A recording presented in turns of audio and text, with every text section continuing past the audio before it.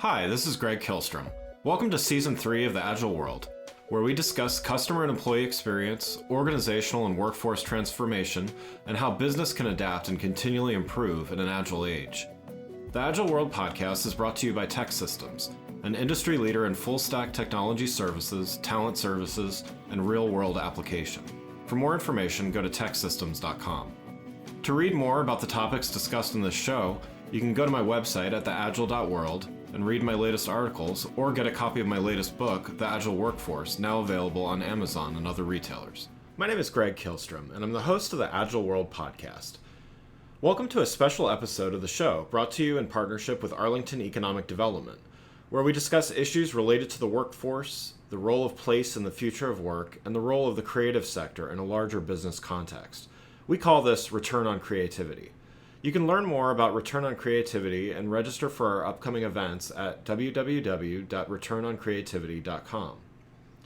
Today we have an excerpt from our July 13 event, Return on Creativity, Return to Work, featuring a panel with Dr. Reuben Varghese of Arlington County Health, Nicholas Gregorios from Avison Young, and Dr. Edie Goldberg from E.L. Goldberg and Associates, moderated by Susan Sirocco of Arlington Economic Development. I hope you enjoy. I'm going to jump into our next panel, which is about the safe return to work returning to work well.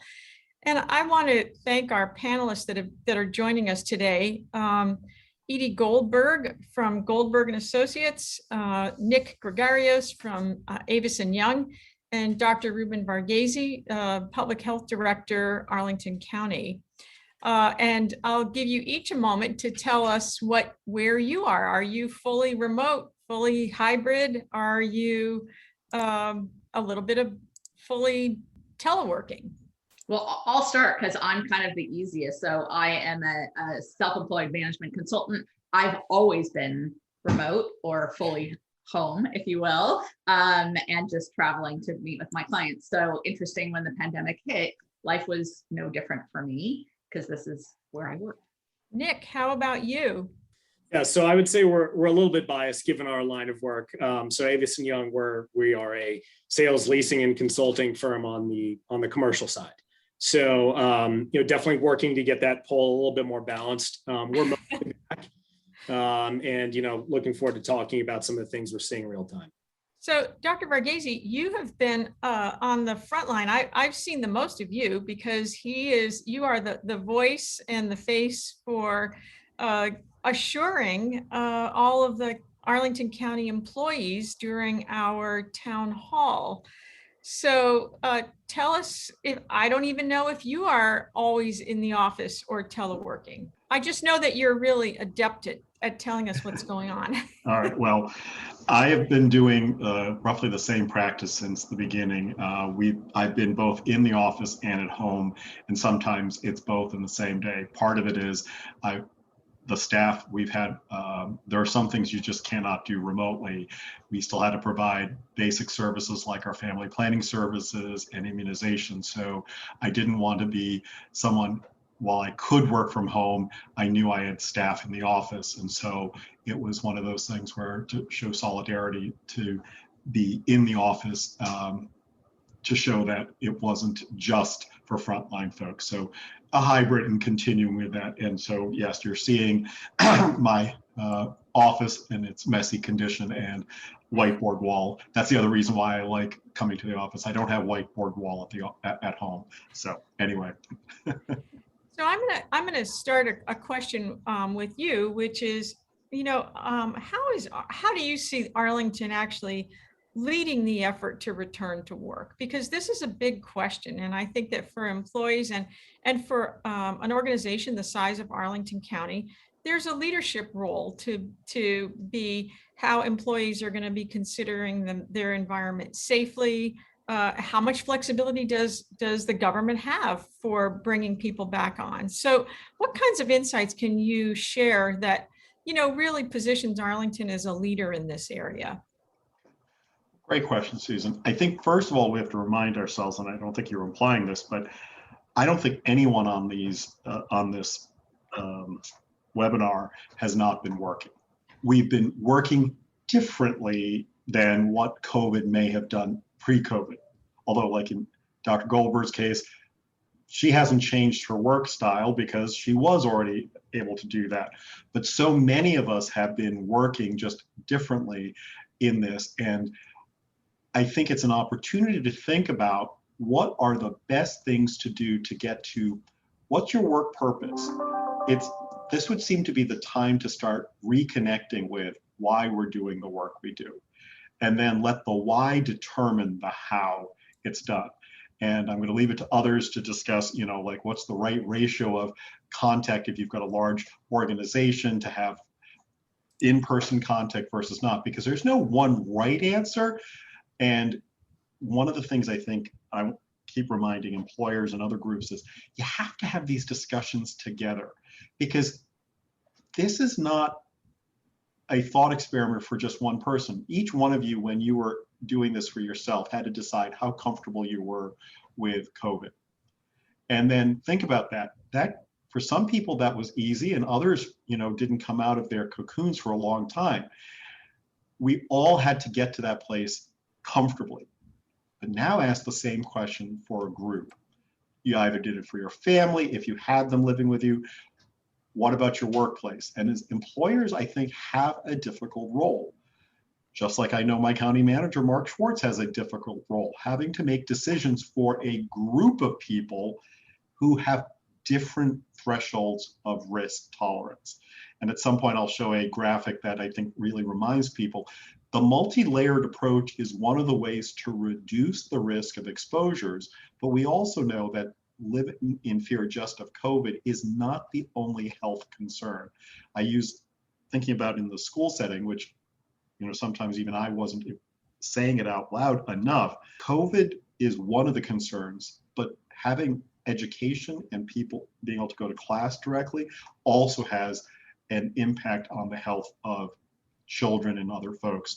So I hope people take this seriously, that it's a balancing act and figuring out what's best for your organization of people to make them feel comfortable about health related to COVID, as well as the health aspects of congregating together. Edie, I'm going to have you bookend that in a minute, but I'm going to go to Nick next, because I think that the other one of the other things that we've already talked about between us was, what are the expectations of employees as they go back into an office space? And we've heard certainly stories about what are the expectations that you're going to be able to have. We even saw an example, just a few minutes ago with the prior panel. It was when technology doesn't function up to speed in the way that we want, so that we can really have a seamless experience, whether you are at home or in the office. And we've heard some things like wildly readjusting spaces. This is your world. Are we all going to have Zoom rooms? So tell us a little bit, Nick, about what that means from your real estate perspective. Sure. Thanks, Susan. Yeah, and I think Dr. Varghese put it well. I mean, there's no one size fits all. Arlington is if we took Arlington, which sometimes feels small from a geographic perspective, but if we took the actual office inventory, it would be within the top, I think, 30 or 35 MSAs within the country. So it really is a standalone city. And because of that, you see all different types of owners of buildings. You see all different types of tenants and what motivates them, what gets their employees excited to go to work every day.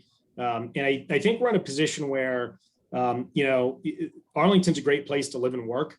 But we have been in a position where we've had a high level of vacancy for a long time. When I started my career in research, my superior always said market equilibrium is about 10% vacancy. Since I've been doing this, we've been well above 10%. So we're close to 20%. And what generally that means is if you're an occupier of space, for the most part, there's going to be a building out there that really wants your occupancy, and they're going to be giving you what we would consider in my world very advantageous terms and conditions.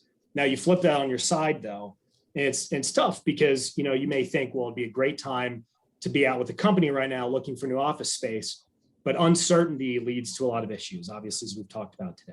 So when we look at what's happening over the past year or two, traditionally in Northern Virginia, renewals of office space are somewhere around 38%. We're now approaching 50%. What does that mean? Really means that people are kind of kicking the can down the road, hoping that there's going to be more clarity in a year or in 2 years or in 3 years, whatever it may be.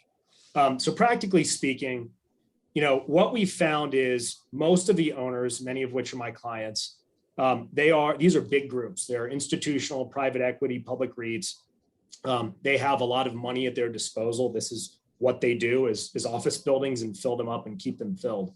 And because of that, they have a lot of money that they can put towards improving building systems. So if we were having this panel a year ago, Susan, it would have been all about air quality, touchless systems, 13 and so on. All those things have already happened in the majority of buildings that people such as myself work in Arlington County. And now the bar is really being raised because it's transitioning more from a physical issue to a mental health. How do I get my employees back to the office, at least on a certain perspective? It might not be every day. It might be twice a month, might be every day, whatever it might be. But how do we do that? Do we have lots of conferencing? Do we have these Zoom rooms that you mentioned? Outdoor space, whether that's at the top of a building with stunning views downtown, or if it's just a little balcony off a certain floor. We've seen other instances where we have bees, believe it or not, honeybees on the top of some of our roofs producing honey.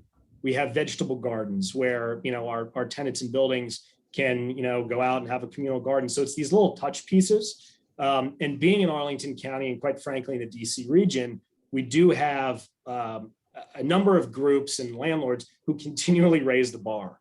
So what that means is that as a tenant right now, you can check a lot of the boxes, right? In the past, it used to just be about what's the commute, what's the access to Metro. Now there's a whole spoke of things that employers need to be able to check. Well, you brought up some really important things about and I think that going back to this particular series, Return on Creativity, is a lot about placemaking and what makes people excited about where they are. I happen to know I had heard about the bee the bee hives. I think it might have been a Gensler project, but it's fascinating what's starting to show up. So, Edie, if it's okay to call you Edie, I'm impressed that you were kind of ahead of your time, I would say, in a profession that is really looking to assess and help people consider their health in the workplace. So tell us a little bit more about what you do and why your work is so timely. So for context for everyone, my background is as an industrial and organizational psychologist, which is essentially around the psychology of work behavior, largely work with human resource organizations. I do a lot of work around the future of work. So what does that look like? How now we're creating a lot of flexibility and agility in the workplace, and a lot of consulting with organizations around how to do hybrid right. So this is obviously the right kind of conversation. I love the fact that you gave me the opportunity to bookend these two comments, because when we talk about the health aspects of people kind of coming back to the workplace and thinking about, what people have been through and what their risk tolerance is, we also have to think about the mental health of our employees. And that one is, some of the isolation that people have felt. Some people do want to come back and they want to have community. And for other people, mental health, it would actually be put at risk by forcing them to come back, because maybe they aren't comfortable. Maybe they have somebody in their family or immediate community that is immune compromised, and this would create real undue stress for them. So I think that the last 16 months has created a lot of stress on the mental health of, the entire world, really. And as we kind of come back into this, we really need to think about what people will be comfortable with. When it comes to the space design issues, I loved that Nick talked about, why do I come to the office? Now that we've all worked from home, many of us, unless you were an essential worker and you needed to go into work, but why do we come into the office? If I could do my job from anywhere, now there needs to be a purpose to coming into the office. So that what I'm hearing a lot of my clients talk about is the design of those spaces are all really super intentional. So whether it be, I can go outside and get a breath of fresh air, or, conference rooms become really important, not only for having the space for us to be maybe 6 feet apart, to be comfortable, but if I'm coming to the office, it's to be and meet and talk with other people, because that's something that I'm not doing as well, or doing some sort of workout session where we're all working with a whiteboard. But if I am in a meeting and some of us are remote and some of us are physically present, how do I create an environment where there's not an in-group and an out-group? Because you guys all remember before the pandemic happened, you were the lone person on the phone. You could never get a word in edgewise because people forgot that you were on the phone. They never called on you. So we don't want people in the room having a conversation and then having a few people on Zoom who are trying to pipe in. You have to think about how are you designing those meeting rooms so that everybody is in the same conversation. So it was just my way of kind of bookending both their conversations. No, I think that's really great because it also speaks highly to the issue that Arlington County is really putting as a priority, which is the equity issue in our work world. And you've brought up something that is, I think, going to be really key to how people feel connected to one another and don't feel left out if they're not physically together, and how especially what if they're never in the office and then there are a group of people who are always in the office. So you've given, I think, people here a lot to think about. I'm also really interested and curious about what kinds of things should employers be on the lookout for, because while, as you just mentioned, there could be that lone person on a phone or on a Zoom call that doesn't get called on because people forget that they are not there because they don't see them necessarily, or they only just hear them. And I'm curious about what kinds of things you're hearing from your clients about, or what you're advising them on what to be on the lookout for, because people can be very private about what their anxieties are and what where they feel comfortable and not comfortable. And I don't think it's an easy conversation to have, to say, I really don't feel comfortable with X, Y, or Z. So what's happening on that level of conversation with your clients? We have had in this pandemic in particular, but this isn't anything new, but in this pandemic, an incredible, what I call a she session. The number of women who have been driven out of the workplace because of the pandemic and the need to kind of homeschool your children or help with the elderly family, all of these responsibilities that typically fall on a woman. And so women have dropped out of the workplace at a rate that we have never seen before. And the biggest concern with people kind of coming back, if you will, is that women who need more flexibility will choose those hybrid jobs or to work remotely. And as a consequence, their careers will suffer because, never seen, often forgotten. And I think it's really important. I talk about this in a number of different arenas. We need to create really intentional workplaces today. We need to be very thoughtful about what we're doing and how we're doing it and what are the potential implications. But if you want to create culture does not live in your building. Culture, being together helps facilitate that because there are social norms that we see and we interact with. But if you aren't in the same room, then we need to figure out how do we live those cultural symbols through other ways. And you can do it, but we have to be really, really intentional about it. That's a tough one. I think that there could probably be a job for that in every organization, just managing that, I imagine.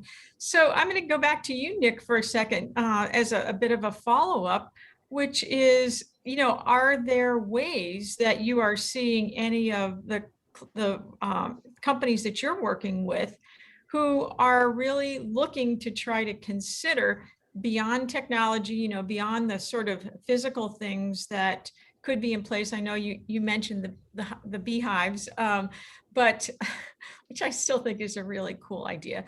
But what are you hearing that, or what are you hearing from clients who say, if we're going to up our game and be competitive and keep a really robust and talented workforce, what do we need to be paying attention to? What do we need to be looking out for? And how are we best going to be able to address that through our physical space? Well, yeah, I think so. Everything, I think we can agree, or at least somewhat, that so much of this is going to depend upon schools, right? If you have schools in session, it's really tough, or not in session, it's very tough for, kind of the rank and file, to be in the majority of the time. So that's kind of the first thing. And when we're interacting with, people making these real estate decisions right now, there was a little bit of a false start, quite frankly, in early June, it feels like, where some, groups are saying, hey, listen, we want people back to the office, again, within reason.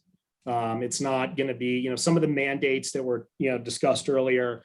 I'm not seeing much of that personally. It's more of, hey, we'd like you to be here generally, but it's not, hey, it's our way or the highway. So it's a little bit of a softer message, at least what I'm seeing locally. And I think, what we have in this area, when you look at the macro, stats of things like unemployment, we're back to below 4%, I think, in Arlington County. Nationally, we're, around 6 or even higher. So, macro things look good, right? Amazon and Virginia Tech being here, those were starting to become major drivers for all of the buildings and the projects that I'm working on. But turn it on the flip side. When you had these employers 30 days ago that were saying, hey, I want you back to the office soon, there was a lot of kind of pushback, which is, wait a minute, my kids aren't in school yet. Now it's summertime. I've been working really long hours as opposed to being in the office in the past. Now I'm checking my iPhone and emailing people at 10 o'clock or 4 in the morning, which is not particularly healthy for anybody's, mental or physical health. So a lot of people now are saying, hey, you know what, kind of take the summer and kind of within reason, go do what you want to do. We need to get back into schools, and then we're going to start to reevaluate and maybe have a little bit more conviction or clarity on what return to work means by, let's call it, early to middle of October. We'll see when we get to that point if it's pushed further, but that seems to be kind of the most consistent theme we're seeing right now. But from a hyper local perspective, if you're an employer, and we're very fortunate in Arlington to have so many of these smaller tech companies that are homegrown, that are growing like crazy, but a lot of those employees are the types of people that larger employers from Seattle are looking for, right? So when we're talking to our clients real time, they're saying, hey, listen, we have to be flexible in what we're saying and what we're doing with our employees. The last thing we want to do is set them off and they go start working in National Landing. So, there's a lot of stuff going on, and there's not a right or wrong answer. But it's certainly, when you look at macro stats, a lot of things in the job market here are really good, but I know a lot of our clients, it's hard for them to sleep at night because they're so worried about engagement.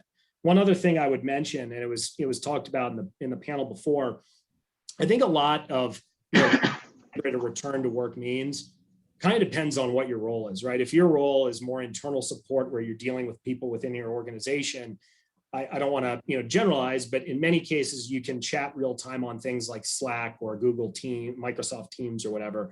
But in jobs like mine, more service companies, financial companies, law firms, others, where you're mostly dealing with people outside your organization, it's a different ballgame, right? I can't communicate with a lot of my external clients on those same methods or channels. So because of that, we're seeing a lot of people that are doing these more external facing roles.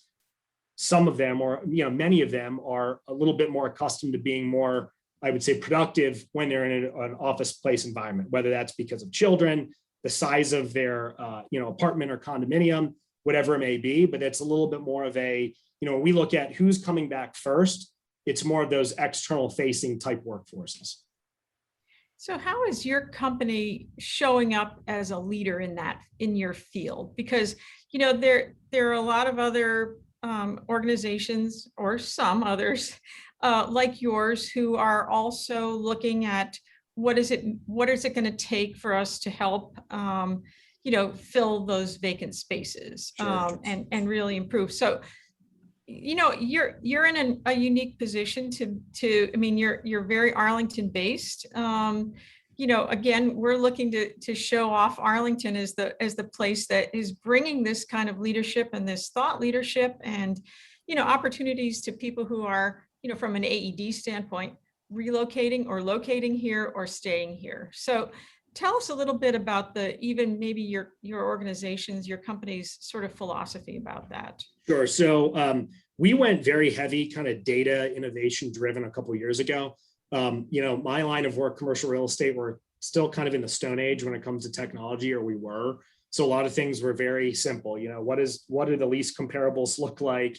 There's a way that essentially all of us look for space online. That's kind of like the MLS. But a couple of years ago, we had some strategic, mostly local, groups and acquisitions. And we said, we need to start aggregating all this data, not only so we're looking at from a real estate perspective, but also look at other types of demographics, cell phone pings, where are people moving, what are their incomes look like, what are all of the different types of retailers that are bringing a true live, work, play kind of environment to Arlington.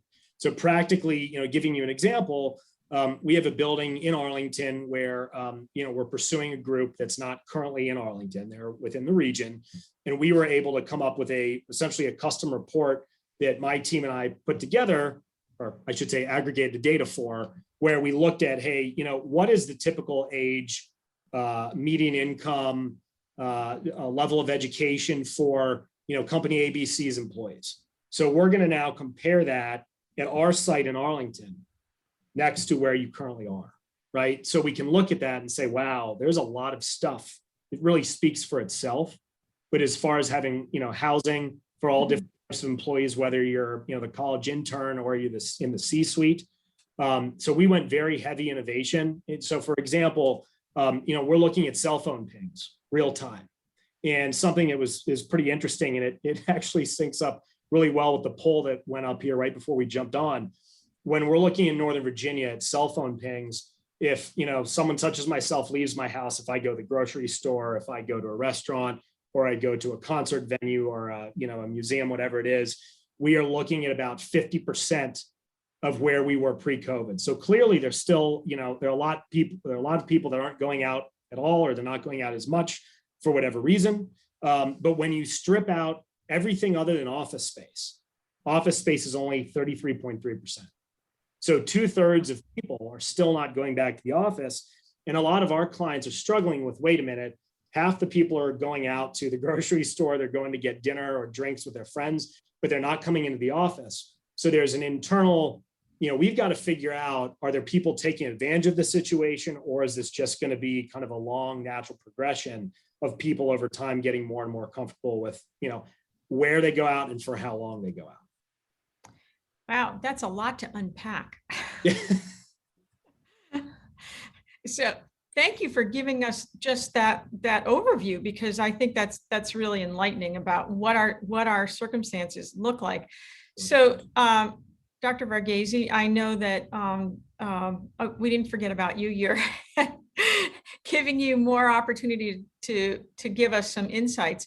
One thing, certainly from your perspective, is what kind of, under the rubric of flexibility, how can even division chiefs and department directors really help with easing the transition back into the office? Because, for almost everybody, it can't be, something that happens overnight. You can't go from 0 to 100% of anything overnight. Although we went from 100% to 0 from being in the office to being, to teleworking, but tell us a little bit about what you see are some of the advantages that the county as an employer is doing to kind of help with and ease the transitions.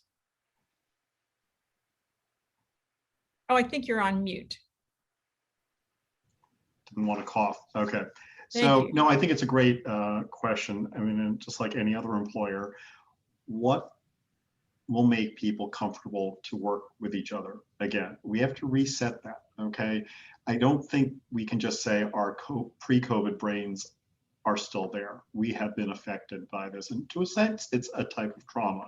So one of the things that any organization, including Arlington County as an organization, has to recognize, people are not all at the same place. And they've been good to understand the CDC recommendations on vaccine didn't say that they were 100%. Some people have assumed that. When you look at the not so fine print on the CDC website, we've always known this as medical professionals, vaccines aren't 100%. So while the risk for serious illness and death has been reduced, that doesn't mean that people can't get infected. And with the variants, there is that equation as well. And so I don't think any employer, including Arlington County, is actually should not be under the apprehension that there are no risks still involved. Mm-hmm. Life is full of risks. This was true of flu, it's true of COVID. So I implore people to be gentle with the staff. Don't ignore the discussion or the elephant in the room. Actually have the discussions and start debunking some of the myths. And one of the myths also is, do you have to be in the workplace all the time together? I think there is absolutely a place for people to be together. And I'm an introvert, I'll tell you that. And even I have been going, oh my God, when I see people, I want to hug them. I know that's not appropriate, but it's kind of like, wow, there are people. How do we get the right balance, as Nick and Edie have talked about, so that you get the intent of the work done in an intentional way? But let's use this as an opportunity to re-examine what we do, and more importantly, why do we do it? Mm-hmm. We need to get back to the why rather than do the checklist sort of, oh, well, we just do it because. As an intelligent community, we should be able to start re-examining the why, go back to the business purpose, and for both the health of our clients as well as our workforce. Because I'll leave it to Nick and Edie to talk about maybe Arlington, but my suspicion is we're more of a knowledge economy organization, all of the organizations here.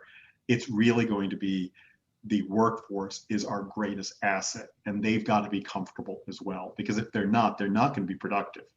If they're fearful, how productive can anyone be?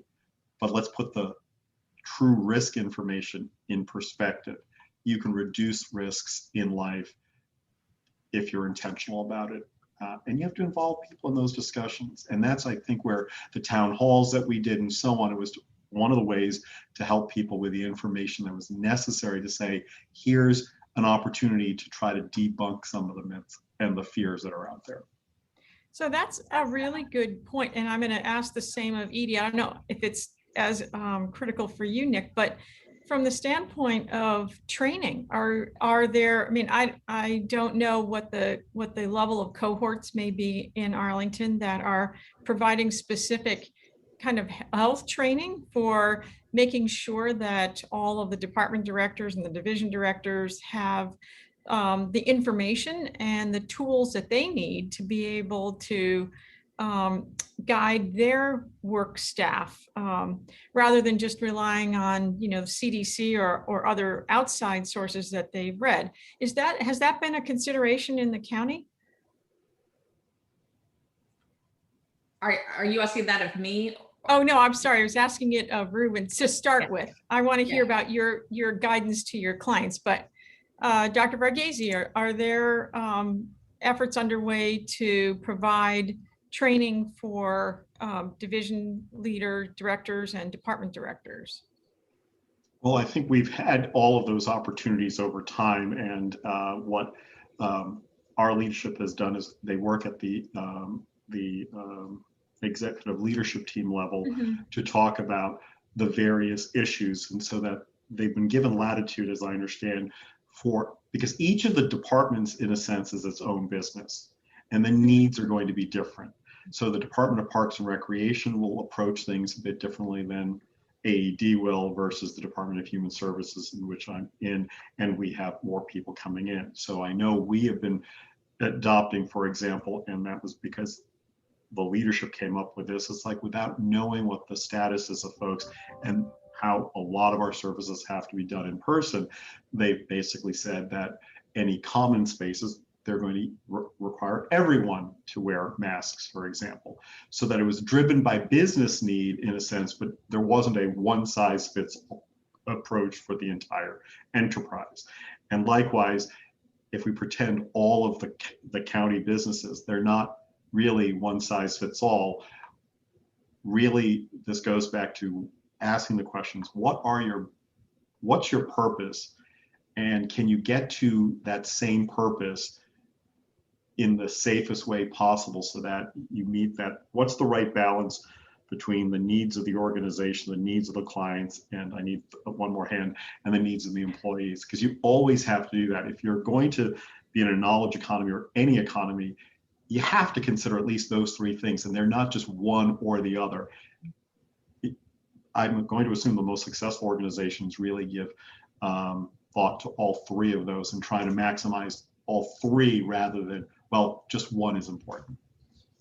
So Edie, I'll ask you, is that an integral part of the kinds of consultations and advice that you are giving your clients, which is to have their staff trained to be able to provide their employees with the best and the most current information?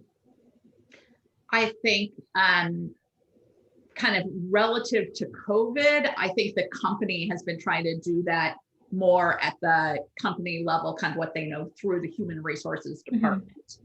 I know a number of organizations who have actually, brought in people from the CDC or from local public health departments to share that information because they're more, trusted experts, if you will.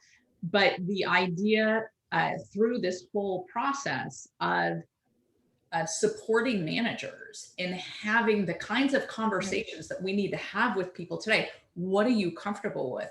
What's going on in your work? Kind of what's getting in the way of the best performance?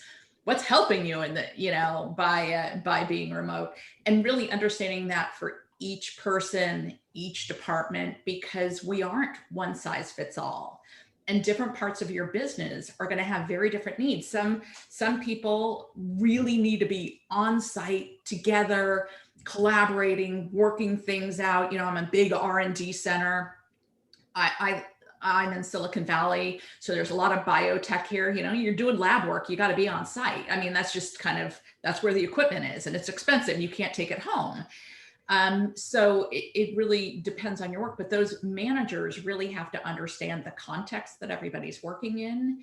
And then I do think that when companies try to do a one size fits all answer, like, sadly, Apple, who comes out and says, everybody has to be in 3 days a week. And, the employees kind of got together and said, think differently, like live your motto.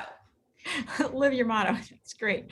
So Nick, I'm going to go to you just as we start to wind down, because at the beginning of the pandemic, there was an acute attention to social distancing.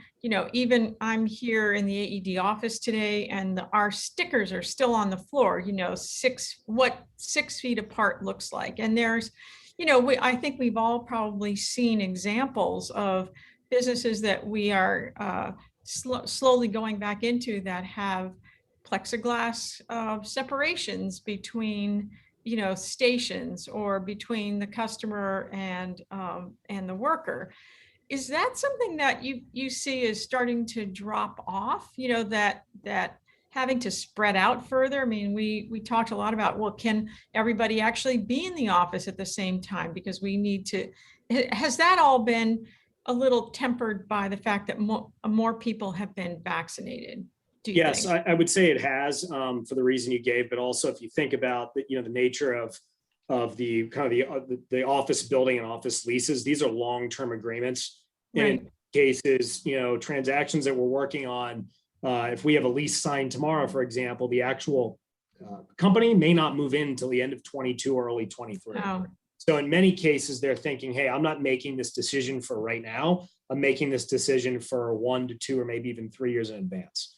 And because of that, we're probably going to be, I think the challenge right now is if the 4 of us on this panel were all architects, we got asked the same question about what does an office look like in the future, you'd get 4 different answers. So again, that leads to indecision. And I think in many cases, what we're generally seeing are a lot of companies, quite frankly, are still going to be laying out their space in similar ways, but in some cases, they're getting more efficient. And what we're seeing is because of that, if a company goes from 15,000 square feet to 12,000 square feet, they might say, you know what, I want to go to a better location. Maybe in the past, I was 4 blocks off Metro. I want to be right on Metro in a brand new tower. And because of that, I'm willing to, pay up. Maybe there's a flight to quality, if you will. And ultimately, that might be the right move for us. So, it's very different, obviously, than, the residential world, where, if you're looking for an apartment, it's what's today, July 14th, 13th, you're looking for something August 1st, that's a near-term decision. These are long-term decisions, not only made far out, but they're going to be made until, 2030, 2040 or beyond. And that has also led to, there hasn't been as much talk about co-working recently. We are actually seeing in our portfolio buildings where we have co-working are doing well. And we're seeing a lot of groups graduating out of co-working. For the last 18 months, they really haven't had too many people actually in their space, but there are a lot of the companies that are really fueling the job growth. So now they're coming out and they're saying, you know what, in March of 2020, I was 8 people, now I'm 25 people. For some of them, they can continue on in one of the coworkers that we've all heard of. But in many cases, it's time to make that next step and have their own space with their name on, maybe even design some of their space. So what I always say to my clients is, to the extent possible, if we have the size and the vacancy, we want to have our own little ecosystem. So we're not only, we don't only have the amenities for that are going to check the boxes for the employers and the employees I talked about earlier, but we're also going to be able to help them with their life cycle of essentially moving out of their parents' garage that we always talk about, to getting co-working space, to maybe moving into a pre-built space, which we're doing up and down the RB corridor and in National Landing. And then further down the road, higher up in the tower, if you have multiple floors, in many cases, we have those as shell space where someone's taking that long-term decision saying, I'm going to build this thing out from scratch. So it sounds like, and maybe the 3 of you can just sort of give your final comment, but it sounds to me like there's actually maybe even a resurgence of the short and the long game, because most, business planning, good business planning you just have to be opportunistic on the short side. And you have to, at the same time, you have to be diligent about long-term, long-range plans and how you're going to be growing your entity for the long haul. So would you say that that's something that is really key right now, is for employers and businesses and governments to be looking at the situation that we're in from what do the circumstances look like now, and how can we really hold that thought and consider what the long road is? I'll let you start, Nick. Yeah, I would say absolutely. I mean, there are certain companies out there right now that are a little bit, they're kind of paralyzed, quite frankly, and they're not sure what to do. And, the good news is, in a market like Arlington, there are all different types of offerings with the commercial market. So you can find something for yourself, but you may be paying a premium, right? You're going to pay a premium for short-term flexibility. So, there's an argument to be made that some of these larger companies, we saw with Microsoft, about a year ago in Roslyn, some of these larger companies with more long-term conviction on their business unit or their various lines of revenue, making long-term decisions. And quite frankly, they're getting pretty attractive deals and very high-end build-outs, lots of flexibility in getting out of leases early, quite frankly. So they're taking advantage of I don't want to say it's the bottom. Whether the bottom is now or in the future or was 6 months ago, we don't know. Only time will tell. But those larger groups and the groups with more conviction, we're starting to see take more decision making than they were 6 or certainly 12 months ago.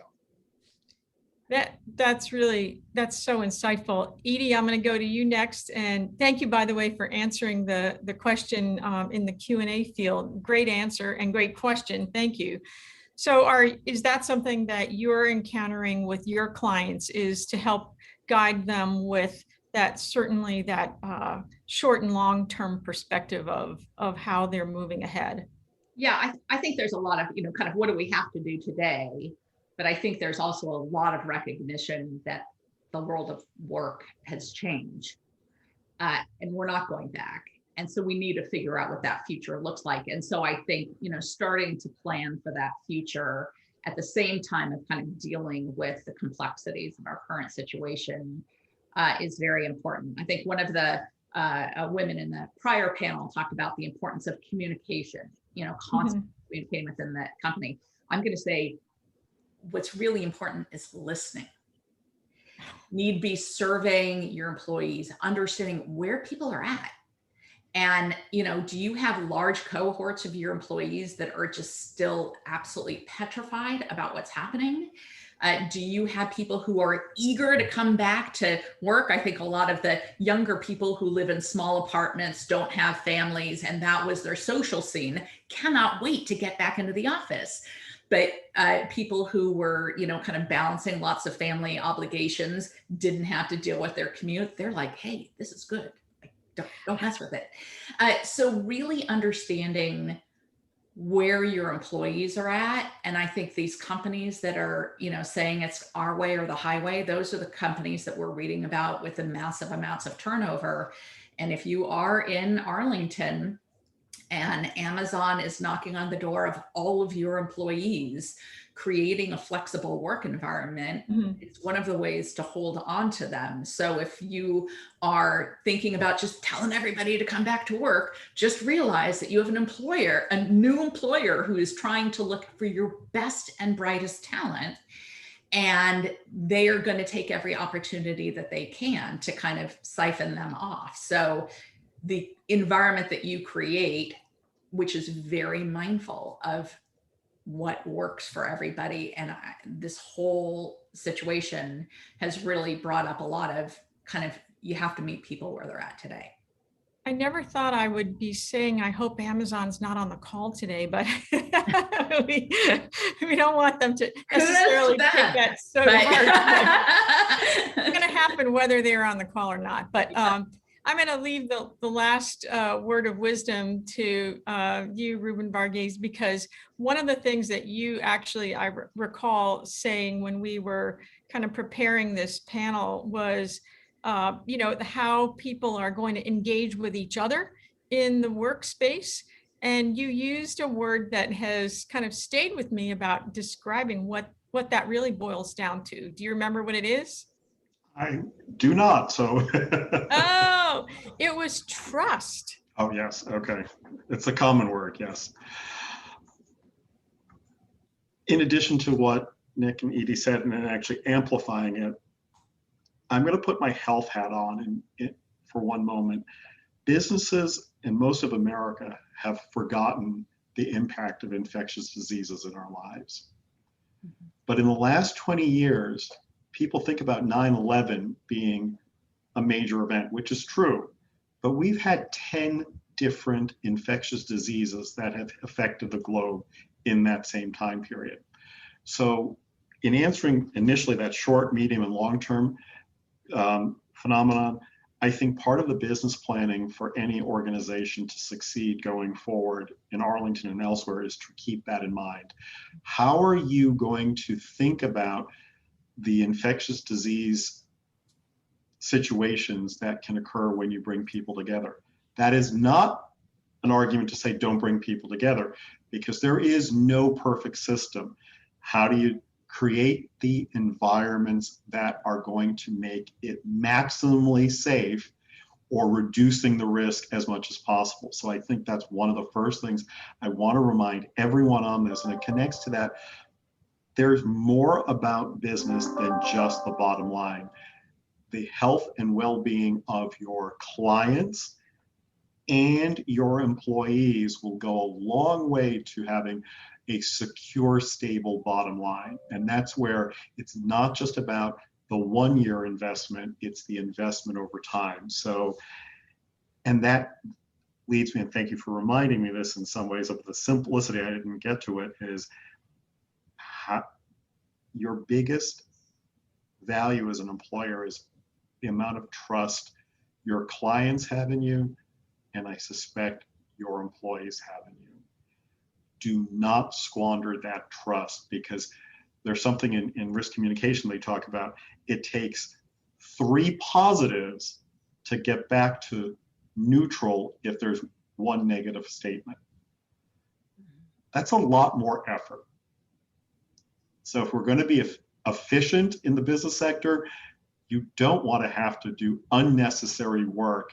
So start with trust as the bottom line. And one way is, I think Edie was talking about, find out what your employees need. You may not be able to do everything they need, but just learning what their expectations are is a good way, I think, to start building that trust. Well, I want to thank you all. This has been such a great conversation. You've all provided so many great insights. I really want to thank you all for participating today, and we hope we can continue to keep you as a good resource going forward. Thanks again for listening to the Agile World podcast, brought to you by Tech Systems. I'm your host, Greg Kihlstrom. If you enjoyed the show, please take a minute to subscribe on your podcast channel of choice and leave us a rating so that others can find the show more easily. You can learn more and get a copy of my latest book, The Agile Workforce, from my website at theagile.world. Have you heard about Jackbeat, your curbside drive-through grocer? Did you know we're fast? Fastest groceries in town. Download and open our app. Place your order, drive up, we'll load your groceries, and you drive off with a smile. The fastest groceries in town. Get $25 in free groceries when you download our app. Hurry! This offer expires Sunday, July 23rd. 2 Edmond area locations, Danforth and Santa Fe, 178th and North May. The $25 in Jackbeat Cash is for new customers only and requires account setup. Visit jackbeatnimble.com for more details.